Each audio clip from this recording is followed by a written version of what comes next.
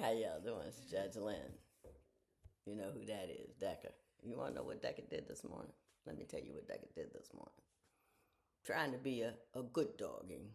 He went out, killed himself a bird, and brought it in the house and laid it at the foot of my bed. And I understand that he feels like he's doing a little something by doing that. But I was like, good Lord of mercy.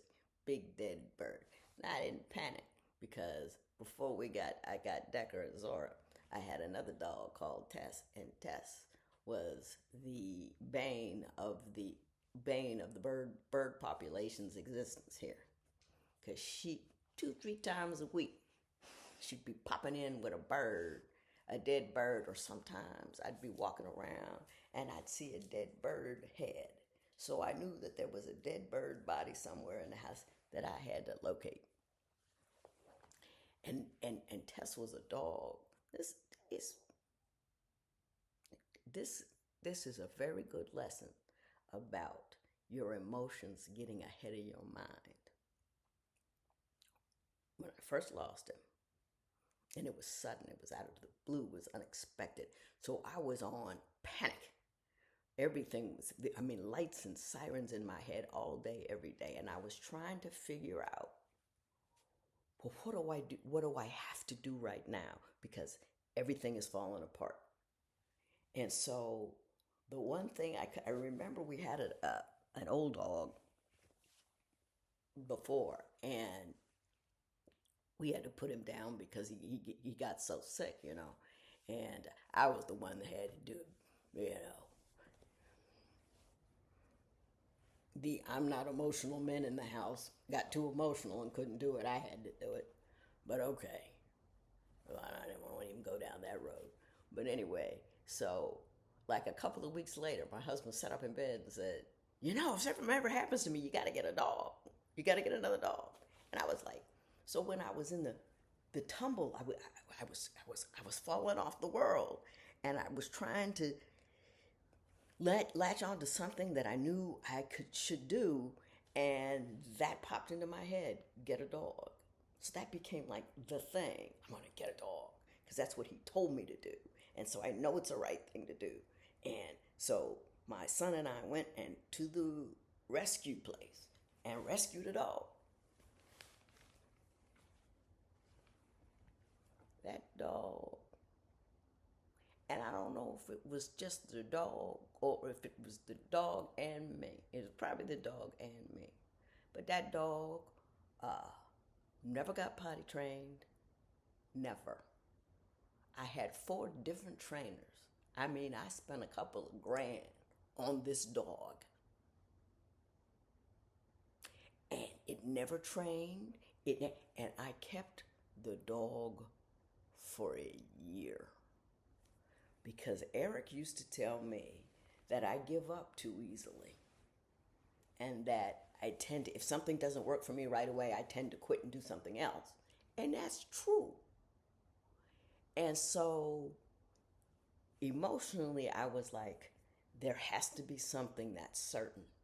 And so I decided to be certain about that dog, which was certainly the dumbest thing I could have done, because the dog was a mess. And I was scrubbing floors every day. I had to have Woolite on my hardwood floors because she would sneak pee all over the place, and then I'd have to do it because the hardwood floors, and if I had company over, I put her up and she'd bark bark bark bark bark bark. She bit the first trainer. And then she got red flagged, and then I took her to a guy that trains wolves, a Robert, who was brilliant.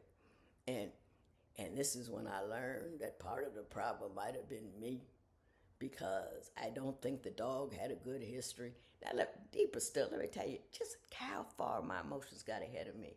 I was, usually I research everything. I'm always reading and looking at stuff. I went to this rescue, got this dog. It was a black-mouthed cur. Have you ever heard of a black-mouthed cur? I hadn't. They looked it up. They didn't say. I didn't look up anything about the dog. I got a son 4 of 6, who raises dogs, or used to raise working. He knew all about the working class dog. I could have called him and said, should I get a black-mouthed cur? Because he'd have told me no. because they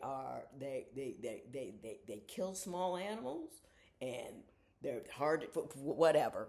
And I think this one, and I can't say that about all blackmouth curs, but they're working dogs that need to have a certain amount of, this and that, and I just wasn't able to give it. And then I didn't know her background because she was nervous, she was skittish, she made me look like I don't know who's not nervous.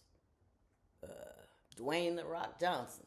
You know what I mean? Skittish, barked all the time. I've had more trainers and I couldn't do it, but I couldn't stop because that was the one thing I had decided I was certain about, and it was wrong. I should have questioned that. And finally, my sons, I think they just got sick of it because I would just scream at the dog. The dog would just barking, and you couldn't. Oh, it was awful. Like you couldn't watch TV in a dark room because of the shadows, and it would just make her go crazy. And I was I'm committed to the dog. So I had her for a year, and I had friends talking to me about it. And finally, my sons got together, 5 and 6. They called the rescue place I got her from and asked about the return process, and it was onerous because my son told me about it later, but he did it. And then a lot of paperwork, and you got to go down, and then they got to, there's a whole lot. They make it, and I understand why they make it a difficult process. It should be a difficult process because you don't want to take a dog and then just give it back, and take a dog and then just give it back. So they want, So he did all of that, and then he came over. They came and said, "Mom, we're taking the dog." I get on the phone with you. You're yelling, you're screaming, you're crying. The dog is upsetting you. It's been a year. You haven't been able to train it, ta-da-ta-da-ta-da. But, and the reason, part of the problem, I think the dog had a bad history, and I was downloading a whole bunch of crazy on him because I remember when Robert, the dog trainer, he used to train wolves. He was the only one to do anything with her. And had the dog, and the dog had me all wound up in circles and the leash, and I'm, and he looked at me and he said, "Are you feeling away?" And I said, "I believe I am." He says, "Well, sit down and give the dog to your son." And so I gave the leash to son 6 of 6, and everything was fine. So I had so many, and she wasn't in a place to take it, and she got worse, and she made me crazy. And then finally, the boys just took her from me. "We're going to take in the dog, Mom. We're taking." And it was kind of like,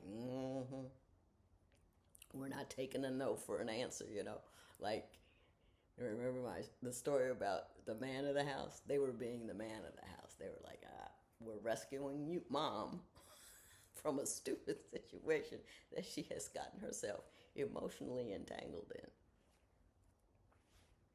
I don't know where I got that. I started that for a reason. And I don't really remember what that reason is. My chest was very tight this morning, but it feels much better now. Thank you. Someone said, I was trying to get to the questions, and there was a couple of questions that were good, but not good for me this morning, so I'll get to them later. But one person just said, and I thought it was hilarious, "You talk like a dude, but you're all woman, but you really talk like a dude." I thought that was so wonderful. I took it as a compliment. Get my hair together. Like my shirt, I've been cleaning out my closets, and I found this shirt. Doesn't look like something I would buy, does it? It didn't, but it's a nice shirt. If you ever dated, would you go across racial lines? Um, it's To me, the issue is, why would I date again? I dated Eric because we married because we were building a family. There's a whole lot of compromise and not getting what you want, and back and forth, and this and that you have to do to build a family and to remain married. I did that with that guy 34 years. It was hard to get him just like I liked him, but he was just like I liked him. And I just don't think I'm in a position to do that again, because I did it for a reason, because I love that brother, and I'm not looking for that anymore. Now, of course, there are all different kinds of relationships and this and that, but I'm just not. I'm still in love, so and I'm still married, and and he's still here, so you know, and he's here in a way that makes me feel okay. So I can't even think that. But 6 years from now, and I find somebody who I'm willing to, hey, let's hang out, uh, and I'm 60, I'll be 66, and you know what I mean? It's just,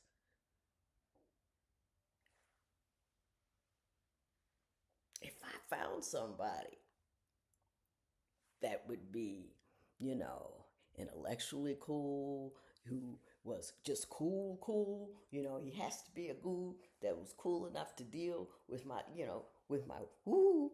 And just if there was one guy who had all the stuff together to make me want to date, I would not let the color of his skin enter into my equation. That's what I say. So there you have it. I hope you have a wonderful day. I am going to lunch with a friend.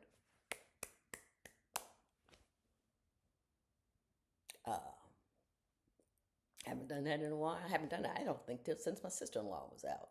Gone to a lot of classes and jiu-jitsu and punching and all this kind of stuff, but I'm going to lunch with a friend. I wanted to announce that. I'm very proud of myself. Took us a long time to figure it out because they're over, and they travel. So I'm going to lunch with a friend. I'm all excited. And there you have it. Y'all have a great day. If you have a question, I got an email down there, Judge Lynn Podcast. And there you go. And you take it easy. Have a good day. Please.